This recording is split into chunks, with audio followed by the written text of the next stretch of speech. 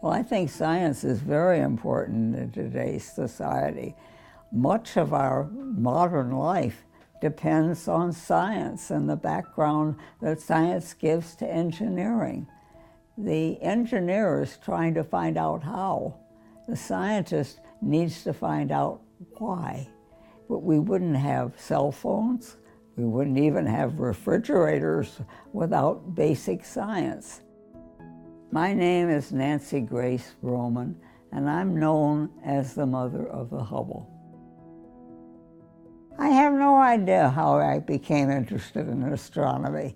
Most children are interested in astronomy between the ages of 10 and 12, and I never outgrew it. I wanted to know what stars were like, how they behaved, and what astronomy was all about. In my junior year, I went to my high school guidance teacher and asked for permission to take a second year of algebra instead of a fifth year of Latin. She looked down her nose at me and sneered. What lady would take mathematics instead of Latin?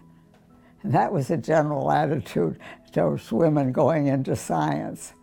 In spite of that, I made up my mind in seventh grade that I was going to be an astronomer. It was about 6 months after NASA was formed that I was asked to set up the program in space astronomy. Or really, I was not asked. I was asked if I knew anybody who would do it.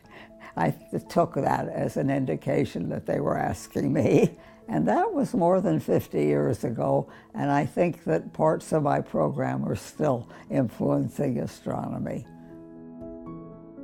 One of the ways that astronomers study objects is to spread the light out into a rainbow. And that rainbow has lines which tell you what the object was made of, how hot it is, how dense it is. And it also tells you how fast the object is moving towards you or away from you. That was the main reason for the Hubble and why it was called the Hubble. However, it was used for an awful lot of different purposes. It was used to study the planets, and particularly Jupiter and Saturn. It was used to study very distant objects, such as galaxies, and it was used for studying almost everything in between. For the first 17 years I worked at NASA, I found out later that I was the highest woman in the organization. After that, NASA really made a major effort to hire women and in senior positions. I'm not sure how I feel about being called the mother of the Hubble.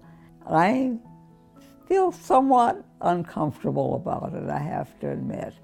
I feel it's an honor, and I'm not sure it isn't justified.